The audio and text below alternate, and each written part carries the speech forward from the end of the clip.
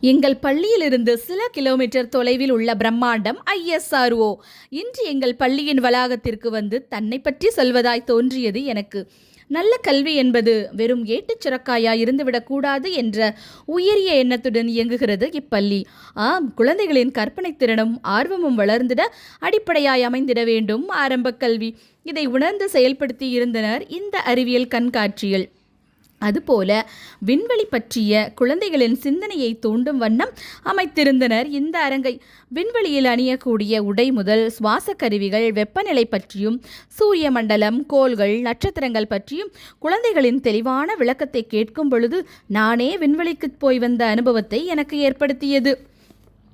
நிச்சயம் இப்பள்ளி பல விண்வெளி வீரர்களையும் ஆராய்ச்சியாளர்களையும் பல புதிய கண்டுபிடிப்பாளர்களையும் உருவாக்கிட வேண்டும் என்ற முனைப்புடன் இந்த அறிவியல் கண்காட்சியை ஏற்படுத்தியிருந்தனர்.